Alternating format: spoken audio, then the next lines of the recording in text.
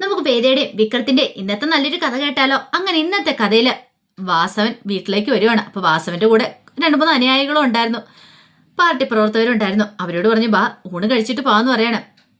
വേണ്ട, ഇന്നത്തെ സാറേ തിരുതക്കറി ഉണ്ടോന്ന് ചോദിക്കുവാണ്. അത് പിന്നെ ഇല്ലാതിരിക്കുവോ? അതൊക്കെ ഉള്ളോണ്ടല്ലേ നിങ്ങളെ വിളിക്കുന്നേ, അത് കാണാതിരിക്കില്ല എന്ന് പറയണം. നിങ്ങളൊക്കെ എപ്പോഴും എന്നെ കളിയാക്കാറുണ്ടല്ലോ, അങ്ങ് കേന്ദ്രത്തിൽ പിടിയുള്ളത് ഈ തിരുതക്കറി കൊണ്ടേ കൊടുത്തിട്ടാന്നൊക്കെ നിങ്ങളുടെ ഇടയിൽ ചിലരൊക്കെ എന്നെ കളിയാക്കാറുണ്ട്. അത് കേട്ടപ്പോൾ അവർ പറഞ്ഞു, ഇല്ല സാറേ, സാറ് പോയിക്കോ, ഞങ്ങൾ പോയേക്കോ എന്ന് പറയണം. അങ്ങനെ അവരങ്ങോട്ട് പോയി. പിന്നീട് വാസവൻ അങ്ങോട്ട് കയറി വന്നു കഴിഞ്ഞപ്പോഴത്തേനും രേണു ഇറങ്ങിച്ചെന്നു. എന്താ രേണുകേ, നീ ഊണ് കഴിച്ചോന്ന് ചോദിക്കണം. ഇല്ല, ഞാൻ കഴിച്ചില്ല. മക്കള് കഴിച്ചോ? അവള് പുറത്തു പോയിരിക്കുക, അവൾക്ക് ഡാൻസ് ക്ലാസ്സോ മറ്റോ ഉണ്ടെന്ന്. പിന്നെ അവൻ മുറിയിലുണ്ട്. അങ്ങനെയാണെങ്കിൽ ഊണ് വിളമ്പിക്കോ. ഇന്നെന്താ തിരുതക്കറി ഉണ്ടോയെന്ന് ചോദിക്കാം. തിരുതക്കറി ഇല്ല. ഇല്ലേ? നല്ല പുളിശ്ശേരിയും ചമ്മന്തി, അങ്ങനെ 2-3 കൂട്ടമുണ്ട്, അതുപോലെ. അങ്ങനെയാണ് പിന്നെ തിരുതക്കറിയുടെ ആവശ്യമില്ല എന്ന് പറയണം. അങ്ങനെ രേണു ആഹാരമൊക്കെ വിളമ്പി വെച്ചു. നീയും കൂടെ ഇരിക്കാം, നമുക്ക് ഒരുമിച്ച് കഴിക്കാമെന്ന് പറയണം. 2 പേരും കൂടെ കഴിക്കാനിരുന്നു. അതേ സമയത്ത് വാസവനോട് രേണു പറഞ്ഞു, എനിക്ക് ചില കാര്യങ്ങളൊക്കെ പറയാനുണ്ട്. എന്ത്? അല്ല, ഞാൻ പറയുന്ന കാര്യം കേട്ടിട്ട് വാസുവേട്ടൻ ചാടിക്കടിക്കാൻ വരില്ല. നീ കാര്യം എന്താ വെച്ചാൽ പറ. എന്തോ വള്ളിക്കെട്ടാണല്ലോ എന്ന് പറയണം. അത് പിന്നെ വരുന്നുണ്ടല്ലോ, അവന് ഒരു കുട്ടിയോട് ഇഷ്ടമുണ്ടെന്ന് പറയണം. ഇത് കേട്ടപ്പോൾ വാസവൻ പറഞ്ഞു, പണ്ടത്തെ പോലെ അവനിപ്പോൾ പുറത്തൊന്നും ഇറക്കുമില്ല. അപ്പോഴേ എനിക്ക് ചില സംശയങ്ങളൊക്കെ തോന്നിയിട്ടുണ്ടായിരുന്നു. അത് നല്ലൊരു കാര്യമാണല്ലോ, അവനൊരു കുട്ടിയോട് ഇഷ്ടമുള്ളേ. അവന് കല്യാണം കഴിക്കാൻ താല്പര്യമുണ്ട്. അങ്ങനെയാണെങ്കിൽ പിന്നെ കല്യാണം നമുക്കങ്ങ് നടത്തിയേക്കാന്ന് പറയണം. അത് പിന്നെ അതിനകത്തൊരു പ്രശ്നമുണ്ട് വാസവൻ ചേട്ടാ. പ്രശ്നമോ? എന്ത് പ്രശ്നം? അല്ല, ആ കുട്ടി ആരാന്ന് അറിഞ്ഞു കഴിയുമ്പോഴായിരിക്കും പ്രശ്നം ഉണ്ടാകാൻ പോകുന്നത്. എന്ത് പ്രശ്നം? കാര്യം എന്താ വെച്ചാൽ പറ. അത് ആ കുട്ടി ആരാന്ന് ചോദിച്ചാൽ അത് ജില്ലാ ജഡ്ജി ശങ്കരനാരായണന്റെ മകളാന്ന് പറയണ. ഏത്? ആ വേദയുടെ അനുജത്തിയോ? അതേന്ന് പറയാം. ഓഹോ, അപ്പം അതാണ് കാര്യം. എടി, നിന്റെ മകന് ഒരു പൊട്ടന, ഒരു മരമണ്ടന, അല്ലെങ്കിൽ ഇങ്ങനെ ഒരു ബന്ധത്തിൽ ചെന്ന് ചാടുവോ? ആ വിക്രവും അവരെല്ലാം ചേർന്നിട്ട് അവനെ കൊടുക്കാനായിട്ട് നോക്കിയിരിക്കുന്ന. ഇത് ഞാൻ സമ്മതിക്കുമെന്ന് തോന്നുന്നുണ്ടോ? ഇനി ഇതിനെക്കുറിച്ചൊരു ചർച്ച വേണ്ടെന്ന് പറയണം. അത് കേട്ടപ്പോൾ രേണുയ്ക്ക് ഭയങ്കര സങ്കടമായിപ്പോയി. രേണു പറഞ്ഞു, എന്താ വാസവൻ ചേട്ടൻ ഇങ്ങനെ പറയണേ? എടി, നിനക്ക് തലയ്ക്ക് വല്ല ബോധമുണ്ടോ? നീ എന്ത് ബോധത്തോടു കൂടി സംസാരിക്കുന്നേ? നമ്മുടെ മോനെ കൊടുക്കാൻ വേണ്ടിയിട്ടാ അവരിങ്ങനെ ഒരു ബന്ധത്തിൽ കൊണ്ട് ചാടിച്ചിരിക്കണേന്ന് പറയണം. ഇത് അവരും ഇങ്ങനെ തന്നെയാ പറയണേ. ശരിക്കും ഞാൻ പ്രസവിച്ചിട്ടില്ലെന്നുള്ളൂ അവനെ. അവനൊരു നല്ല കാലം ഉണ്ടാകുമ്പോൾ എനിക്ക് സന്തോഷമുള്ളൂ. അവനിപ്പം നല്ല സമയമെന്ന് എനിക്ക് തോന്നേ. അത് മാത്രമല്ല, പഴയ സ്വഭാവമൊന്നും ഇല്ല അവന്, കൂട്ടുകെട്ടും കാര്യങ്ങളൊന്നും ഇല്ല. അവൻ്റെ മനസ്സിൽ നന്നായിട്ട് ജീവിക്കണം എന്നൊക്കെ ഉണ്ടെന്ന് തോന്നേ. ആ സമയത്ത് നിങ്ങളായിട്ട് അവൻ്റെ ജീവൻ നശിപ്പിക്കില്ല.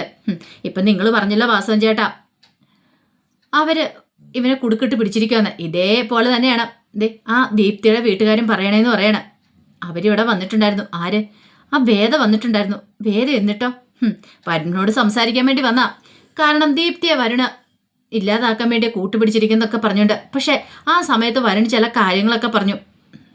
അല്ല, ഇത്രയൊക്കെ പറയുന്നുണ്ടല്ലോ വാസവേട്ടൻ, മോനെ എതിർക്കുന്നുണ്ടല്ലോ. 1-2 വട്ടം ഹോസ്പിറ്റലിൽ വെച്ചാണ് അവൻ ആത്മഹത്യ ചെയ്യാൻ ശ്രമിച്ചിട്ടുണ്ടായിരുന്നു. അത് വാസവേട്ടൻ അറിഞ്ഞായിരുന്നെന്ന് ചോദിക്കുക. വാസവൻ്റെ ഒരു നിമിഷം ഞെട്ടിപ്പോയി. ആ സമയത്ത് അവനെ ജീവിതത്തിലേക്ക് കൈപിടിച്ച് കൊണ്ടുവന്ന ആരാന്നറിയാവോ? ഈ പെൺകുട്ടിയെ ദീപ്തി ഇല്ലായിരുന്നെങ്കിൽ ഇന്ന് അവൻ ജീവനോടെ പോലും കാണത്തില്ലായിരുന്നു. അവർ തമ്മിൽ പരസ്പരം ഇഷ്ടത്തില. അവരുടെ ബന്ധം നടത്തി കൊടുത്തില്ലെങ്കിൽ ഒരു പക്ഷേ ഇനി എന്തായി തീരുമെന്ന് ഞാൻ പ്രത്യേകിച്ച് പറയണ്ടല്ലോ. ദൈവത്തെ ഓർത്ത് മക്കളുടെ കാര്യത്തിലെങ്കിലും വാസവേട്ടനെ ഈ പിടിവാശി ഒന്ന് കള. മക്കൾക്ക് വേണ്ടിയല്ലേ നമ്മൾ ജീവിക്കുന്നേ. പിന്നെ വാസവേണ്ട ഈ തന്ത്രങ്ങളും കുഷ്ഠകളും കാര്യങ്ങളൊക്കെ മക്കളെ വെച്ച് വേണ്ട. അവരെ വെറുതെ വിട്ടാരെ. അവരെ അവരുടെ പാട്ടിന് ജീവിക്കാനായിട്ട് വിടുക. അവർ സന്തോഷത്തോടെ സമാധാനത്തോടും ജീവിച്ചോട്ടെ. അങ്ങനെയൊക്കെ പറഞ്ഞപ്പോൾ കുറേ വാസവനെ ഉദ്ദേശിക്കുകയാണ്. അല്ല, വാസവേണ്ട എന്നൊന്നും പറയാത്തേ? ഞാൻ പറഞ്ഞ് മനസ്സിലാവുന്നുണ്ടോ? നീ പറയാനുള്ള പറഞ്ഞല്ലോ. ഞാനൊന്ന് ആലോചിക്കട്ടെ. എന്ത് വേണമെന്ന് ഞാൻ ആലോചിച്ചിട്ടൊരു തീരുമാനം പറയാം.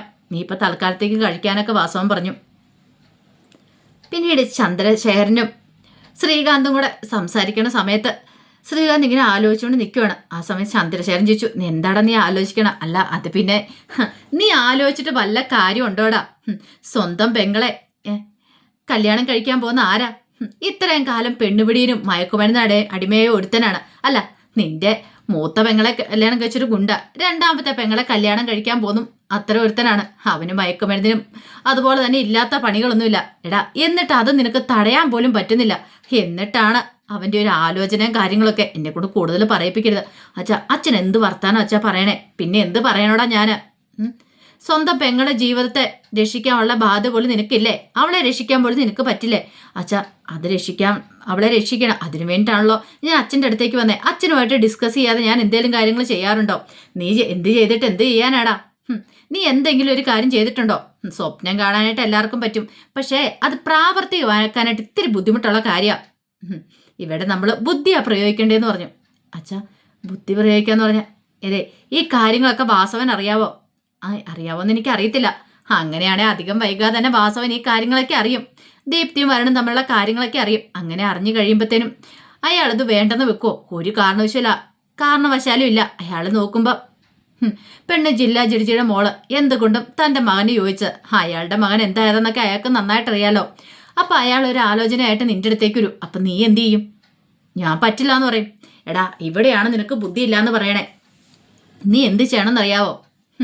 നീ അയാളോട് പറയണം, ആലോചിച്ചൊരു തീരുമാനം പറയാം. അച്ഛനെ കൊണ്ടൊക്കെ സമ്മതിപ്പിക്കണില്ല, ഇത്തിരി ബുദ്ധിമുട്ടാന്നുള്ള കാര്യം, അതിനിച്ചിരി സാവകാശം വേണമെന്ന് പറയണം.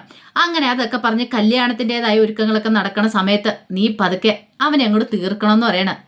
വരുണ്ണെ, അതെ, അവനെ നമുക്കും കൂടെ തീർക്കാം. അപ്പൊ പിന്നെ പ്രശ്നമാവൂലേ? എന്ത് പ്രശ്നം? ആ കുറ്റം നിന്റെ തലയിൽ വരാതിരുന്നാ പോരെ? ആ കുറ്റം നമുക്ക് വിക്രത്തിന്റെ തലയിലേക്ക് കെട്ടിവെക്കാം. എങ്ങനെയുണ്ട്? അത് ശരിയാ. അങ്ങനെയാണ് പിന്നെ കാര്യങ്ങളൊക്കെ ഒന്നുകൂടി ഉഷാറാവും. ഒറ്റയടിക്ക് നമ്മുടെ ശത്രുക്കളൊക്കെ തീർന്നു പോയില്ലേ? നല്ലൊരു കാര്യമല്ലേ? അത് ശ്രീകാന്തിന് തോന്നി. പക്ഷെ ഒരു കാര്യമുണ്ട്, നീ ആദ്യം നിന്റെ അച്ഛനെ കാര്യങ്ങളൊക്കെ പറഞ്ഞ് മനസ്സിലാക്കണം. നിന്റെ അച്ഛനെ കയ്യിലെടുക്കണം. അതിന് ഞാൻ എന്ത് ചെയ്യാനാ? അതിനുള്ള മാർഗങ്ങളൊക്കെ ഞാൻ പറഞ്ഞുതരാം. നീ അങ്ങനെ തന്നെ ചെയ്താൽ മതി എന്ന് പറഞ്ഞു. അങ്ങനെ ചന്ദ്രശേഖരൻ കുറെ കാര്യങ്ങളൊക്കെ ശ്രീകാന്തിന് പറഞ്ഞു കൊടുക്കുന്നുണ്ട്. ശ്രീകാന്ത് അങ്ങനെ ആ കാര്യങ്ങളൊക്കെ കേട്ടിട്ട് നേരെ വീട്ടിലേക്ക് വരുവാണ് ശങ്കരനാരായണനോട് സംസാരിക്കാൻ വേണ്ടിയിട്ട്.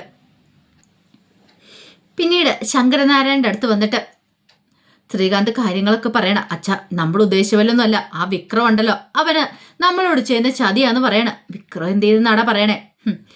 വിക്രത്തിനും വരുണും തമ്മിൽ അടുപ്പമുണ്ട്. അവരെല്ലാരും കൂടെ ചേർന്നിട്ടാണ് ദീപ്തിയെ വലയിലാക്കിയിരിക്കുന്നു പറയണ. വിക്രം അറിഞ്ഞുണ്ടോ? അതെ അച്ഛാ, ഈ കളിയിൽ അവനും പങ്കുണ്ടെന്ന് പറയണ. ദീപ്തിയെ മനഃപൂർവ്വം വരുണുമായിട്ട് അടുപ്പിച്ചതാ. എടാ, നീ എന്തൊക്കെയാ പറയണേ? എനിക്കൊന്നും മനസ്സിലാകുന്നില്ല. അല്ല, ഈ പറയുന്ന വാസവന്റെ മോനെയല്ലേ വിക്രം അടിച്ച് നിരപ്പാക്കി അവിടെ ഹോസ്പിറ്റലാക്കിയത്? എൻ്റെ അച്ഛ, അതൊക്കെ ശരി തന്നെ. പക്ഷെ അതിനുശേഷം അവൻ അടിക്കടി അവിടെ ഹോസ്പിറ്റലിൽ ചെല്ലുമായിരുന്നു വരുണിനെ കാണാനായിട്ട്. അതിനുശേഷമല്ലേ ദീപ്തിയും വരുണും തമ്മിൽ അടുത്തത്. അതിന്റെ പിന്നിൽ വിക്രമാ. അല്ല, ഈ പറയുന്ന വിക്രത്തെ എന്നിട്ട് വാസവൻ കൊല്ലാനായിട്ട് നടന്നോ? മാത്രമല്ല, വീട് ജപ്തി ചെയ്യിക്കാനായിട്ട് പല പ്രശ്നങ്ങളും ഉണ്ടായില്ലേ? ആ സമയത്തൊക്കെ വേദയും കൂടി ഇടപെട്ടല്ലേ അങ്ങനെ അതിൽ നിന്നൊക്കെ രക്ഷപ്പെടുത്തിയെന്ന് ചോദിക്കുക. അതൊക്കെ ശരി തന്നെ. അതിൻ്റെ പേര് കുറെ പ്രശ്നങ്ങളൊക്കെ ഉണ്ടായില്ലേ? എൻ്റെ അച്ഛ, ഇതൊക്കെ നമ്മുടെ കണ്ണിപ്പൊടിയിടാനുള്ള കാര്യമാണെന്ന് തോന്നേ. അവർ പുറമെ ഇങ്ങനെയൊക്കെ കാണിക്കുന്നുള്ളൂ, അങ്ങോട്ടും ഇങ്ങോട്ടും പരസ്പരം ദേഷ്യവും കാര്യങ്ങളും. പക്ഷെ അവരങ്ങനെയല്ല. അവർ ശത്രുക്കളൊന്നും അല്ല, മിത്രങ്ങളാ.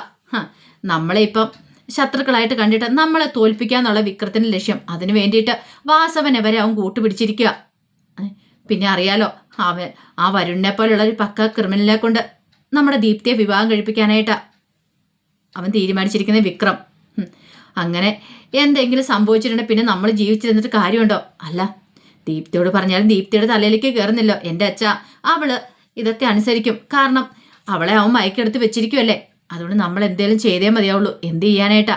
എത്രയും പെട്ടെന്ന് നമ്മൾ അവളെ രക്ഷിക്കണം, ദീപ്തിയെ. അതിനുവേണ്ടി ചില കാര്യങ്ങളൊക്കെ ചെയ്യേണ്ടതുണ്ട് എന്നൊക്കെ ശങ്കരനാരായണനോട് പറഞ്ഞു. ശങ്കരനാരായണൻ ആദ്യം ഓർത്ത് നുണയായിരിക്കും പറയണത്. പിന്നെ നുണ പറയേണ്ട കാര്യം ശ്രീകാന്തിന് ഇല്ലല്ലോ എന്നൊരു ചിന്ത ശങ്കരനാരായണന്റെ മനസ്സിലുണ്ടായി. ഇതേ സമയം വിക്രത്തിനോട് വേദ പറഞ്ഞു, എന്താണെന്ന് അറിയത്തില്ല, നന്ദിനി അടുത്ത് ഭയങ്കര മാറ്റമാണെന്ന് പറയണം. മാറ്റോ? ശ്രീജാടത്തിയോട് മാപ്പൊക്കെ പറഞ്ഞു. ആ കൊള്ളാലോ, നിന്നോടോ? എന്നോട് മാപ്പൊന്നും പറഞ്ഞില്ല, പക്ഷെ എൻ്റെ അടുത്ത് ഭയങ്കര സ്നേഹമാണ് കാണിക്കണേ. അങ്ങനെയാണെങ്കിൽ നന്ദിനി അടുത്തേക്ക് വല്ല മാറ്റം വന്ന് കാണും. നന്ദിനി അടുത്തേക്കോ? നല്ല കഥയെ. ഞാനൊരു കാര്യം ചോദിച്ചോട്ടെ, വിക്രസ്വാമി ആരെങ്കിലും തല്ലാൻ വന്ന് എന്ത് ചെയ്യും? ഈ അവസ്ഥയിൽ എനിക്ക് എന്ത് ചെയ്യാൻ പറ്റും? കാരണം നീ എന്നെ ഇങ്ങനെ ആക്കി വെച്ചില്ലേ, എനിക്ക് ആരെങ്കിലും തല്ലാൻ പറ്റുമോ? അതെ, വിക്രസ്വാമി ഈ അവസ്ഥയിൽ എങ്ങനെ ആരെങ്കിലും തല്ലാൻ വന്നിട്ടുണ്ടേ ഞാൻ എന്താണെങ്കിലും വെറുതെ പെടുത്തില്ല. ഞാൻ വിക്രസ്വാമിയെ പൊതിഞ്ഞു പിടിക്കും. എന്നിട്ടോ ആ തല്ലു മൊത്തം ഞാൻ കൊള്ളും. വിക്രസ്വാമി ആരും തല്ലാൻ ഞാൻ സമ്മതിക്കില്ല എന്ന് പറയാം. ഓ, അത്രയും തല്ലുകൊള്ളാനുള്ള ഗട്ട്സൊക്കെ നിന്റെ ഈ ശരീരത്തിനുണ്ടോ? അത്യാവശ്യമൊക്കെ ഉണ്ട്. വിക്രസ്വാമിക്ക് വേണ്ടിയിട്ടല്ലേ ഞാൻ അങ്ങോട്ട് കൊള്ളാന്ന് പറയണേ. ഇത് കേട്ടപ്പോൾ വിക്രം ചിരിച്ചു. അപ്പോഴേക്കും വേദ പറഞ്ഞു, അതെ, ഞാൻ പറയാൻ വന്ന കാര്യം പറ. വിക്രസ്വാമി അല്ലായിരുന്നെങ്കിലോ? അങ്ങനെയായിരുന്നു എന്ത് ചെയ്തേനം? ഞാൻ തടുക്കും. അടിക്കാൻ വരുന്ന സമയത്ത് നമ്മൾ വെറുതെ പിന്നെ കൊണ്ടുകൊണ്ട് നിൽക്കോ? അത് ശരിയാ. പക്ഷേ എങ്കിൽ സ്നേഹം അഭിനയിച്ച് പിന്നീന്ന് വന്ന അടി തരുന്നെങ്കിൽ എന്ത് ചെയ്യും? അപ്പം നമുക്ക് എന്ത് ചെയ്യാൻ പറ്റും? നമ്മൾ അനുഭവിക്കുക തന്നെ. പക്ഷേ ഈ കാര്യത്തെക്കുറിച്ച് നമുക്ക് നേരത്തെ വിവരം കിട്ടിയിട്ടുണ്ടെങ്കിൽ നമുക്ക് അതിൽ നിന്ന് രക്ഷപ്പെടാൻ പറ്റില്ലെന്ന് ചോദിച്ചു. രക്ഷപ്പെടാൻ പറ്റും. അതാണ് നന്ദിനിയടുത്തിൻ്റെ കാര്യത്തിലും. നന്ദിനിയടുത്ത് എന്താ ചെയ്യാൻ പോകുന്നത് നമുക്കറിയാലോ. എന്തെങ്കിലും ഒരു കാരണം കാണും. അതുകൊണ്ട് നമ്മൾ കരുതിയിരിക്കുക, അത്ര തന്നെ. അപ്പോഴേക്കുമാണ് വേദയുടെ ഫോണിലേക്ക് കോൾ വരുന്നത്. അച്ഛനാണല്ലോ എന്ന് പറഞ്ഞ് കോൾ എടുക്കുകയാണ്. എന്താ അച്ഛാ? അതെ, എനിക്ക് നിന്നെ അത്യാവശ്യമായിട്ടൊന്ന് കാണണം. നാളെ ടെമ്പിൾ റോഡിൻ്റെ അങ്ങോട്ടേക്ക് വരണമെന്ന് പറഞ്ഞ് ശങ്കരനാരായണൻ കോള് കട്ട് ചെയ്തു. എന്താണെന്നറിയത്തില്ല, നാളെ കാണണമെന്ന് പറഞ്ഞ് അച്ഛൻ കോള് കട്ട് ചെയ്തെന്ന് വേദ പറഞ്ഞു. വേദയ്ക്ക് എന്തോ ചില സംശയങ്ങളൊക്കെ തോന്നി. പിന്നീട് വേദയെ വിളിച്ചതിന് ശേഷം ശങ്കരനാരായണൻ ഒരു ഗ്ലാസ് ജ്യൂസൊക്കെ ആയിട്ട് നേരെ പത്മയുടെ അടുത്തേക്ക് വരുവാണ്. പത്മയോട് പറഞ്ഞു ഇത് കുടിക്കാൻ പറയാണ്. പത്മ പറഞ്ഞു എനിക്ക് വേണ്ട. നീ കുടിക്കാതെ കഴിക്കാതെ ഇരുന്നിട്ട് എന്താവാനാ പത്മേ? നീ തന്നെ ഒന്ന് ആലോചിച്ച് നോക്ക്. തിരുവനന്തപുരത്ത് സെക്രട്ടേറിയറ്റിന് മുന്നിൽ വിവിധ ആവശ്യങ്ങളും ഉന്നയിച്ച് നിരാഹാര സമരം നടത്തുന്ന ആൾക്കാർ കുറേയുണ്ട്. പക്ഷെ അവർ ജയിപ്പിച്ച് വിട്ട MLA-മാരും മന്ത്രിമാരും ഒക്കെ അവരോടെ പോവും. പക്ഷെ അവരൊന്ന് തിരിഞ്ഞു പോലും നോക്കത്തില്ല. അതേപോലെ നിന്റെ അവസ്ഥ. നീ ഇവിടെ നിരാഹാരം കിടന്നിട്ട് ദീപ്തി ഒന്ന് തിരിഞ്ഞു നോക്കുന്നുണ്ടോ? ഇല്ലല്ലോ. അവൾക്കൊന്നൊരു പ്രശ്നമല്ല. വെറുതെ നിരാഹാരം കിടക്കാതെ മാത്രം നിന്റെ ആരോഗ്യം പോകത്തുള്ളൂ. ശങ്കരേണ്ണ എന്താ പറഞ്ഞു വരുന്നേ? അതെ, ഇപ്പം ഈ കളിയിൽ നമ്മുടെ മൂത്ത മകളുടെ ഭർത്താവും കൂടെ ഉണ്ടെന്ന് പറയണേ. ആര്? വിക്രമോ? അതെ, വിക്രം കൂടെ ചേർന്നിട്ടാണ് നമ്മളോട് ഈ ചതി ചെയ്യുന്നത്. ശങ്കരേണ്ണ എന്താ പറയണേ? അതെ, അങ്ങനെ ചില കാര്യങ്ങളൊക്കെ ഉണ്ട്. അങ്ങനെ ചെയ്യോ വിക്രം? മൂത്ത മകളുടെ കാര്യത്തിൽ നമുക്ക് അങ്ങനെ ഒരു തെറ്റ് പറ്റി. പക്ഷേ ഇതങ്ങനെ ഉണ്ടാവരുത്. അത് കേട്ടപ്പോൾ പത്മ പറഞ്ഞു ഇതങ്ങനെ ഉണ്ടാകാൻ ഞാൻ സമ്മതിക്കില്ല. എൻ്റെ കൊക്കിന് ജീവനുണ്ടെങ്കിൽ ഞാൻ ഈ ബന്ധത്തിന് സമ്മതിക്കില്ല. അങ്ങനെയൊക്കെ പറഞ്ഞ് പത്മ ആകെപ്പാടെ വല്ലാതെ വിഷമിക്കുവാണ്. പിന്നീട് പിറ്റേ ദിവസമായി കഴിഞ്ഞപ്പോൾ ശങ്കരനാരായണൻ വേദയെ കാണാൻ വേണ്ടി കാത്തിരിക്കുക. ഇച്ചിരി കഴിഞ്ഞപ്പോൾ വേദ വന്നു. വേദ വന്നപ്പോഴത്തേന് ശങ്കരനാരായണൻ പറഞ്ഞു എനിക്ക് വേറൊരു നിവൃത്തി ഇല്ലാത്തതുകൊണ്ടാണ് നിൻ്റെ മുന്നിലേക്ക് വന്നത്. അങ്ങനെ ഒരു മുഖവര ഇട്ട് കഴിയുമ്പം വേദ പറഞ്ഞു അച്ഛൻ മുഖവര ഇല്ലാതെ കാര്യം പറ. അച്ഛൻ പറയാറില്ലേ നമ്മുടെ ഓരോ നിമിഷം വിലപ്പെട്ടാന്ന്. അതുകൊണ്ട് അച്ഛൻ നേരെ കാര്യത്തിലേക്ക് കടക്കാൻ പറയാണ്. ഇത് കേട്ട് കഴിഞ്ഞപ്പോഴത്തേനും ശങ്കരനാരായണൻ പറഞ്ഞു ഈ നേരെ ഞാൻ കാര്യത്തിലേക്ക് കിടക്കാം. ദീപ്തിയുടെ കാര്യം നിനക്കറിയാലോ. നീയും കൂടെ കൂടിയിട്ടാണ് ഞങ്ങളോട് ഈ ചതി ചെയ്യുന്ന അല്ലേന്ന് ചോദിക്കണം. ചതിയോ? എന്ത് ചതി? അല്ല, നീ ദീപ്തിയുടെ പക്ഷത്തല്ലേ? അവളുടെ വരുണിൻ്റെയും വിവാഹം നടത്താനല്ലേ നീ ശ്രമിക്കുന്നേ? ഞാനോ? പിന്നെ നീ എന്തിനാ അവിടെ വന്നേ?